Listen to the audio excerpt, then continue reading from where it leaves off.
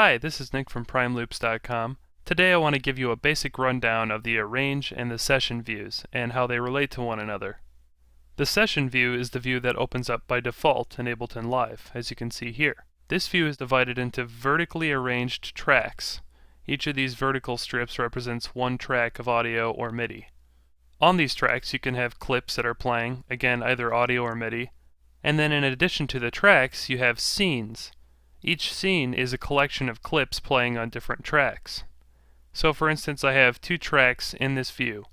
One is a vocal hook, and then one has a collection of different drum breaks on it. Now I have two scenes set up with these different clips. One scene, when I trigger it here, only plays this drum break. And then this next scene plays a vocal break over yet another drum break.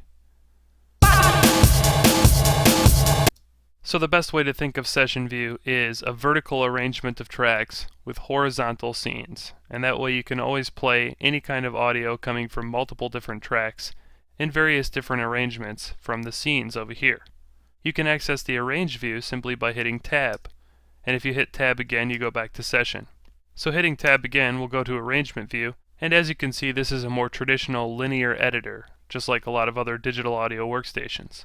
You have a sequence of bars going up here across the top, and then you have all of the tracks that you have loaded into your set right here, so you can arrange them in a linear sequence. Now one thing that trips a lot of people up at first is that these two tracks in the arrange view are exactly the same as these two tracks in the session view.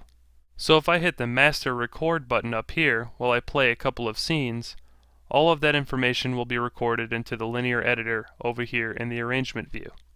So if I go back to the session view and jam out a little bit of a basic arrangement here, all of my work will be recorded so that I can later come back to the arrange view and edit it in a more traditional fashion.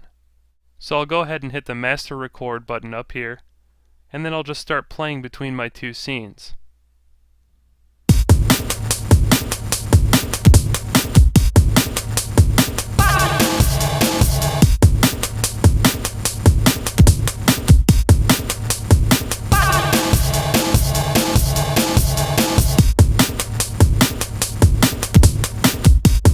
So that was a basic little chunk of an arrangement.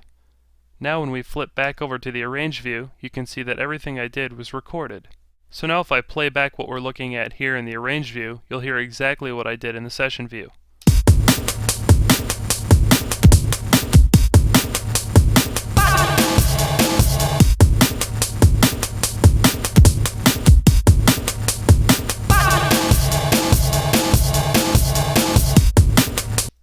So that's a basic rundown of how the arrange and session views are related.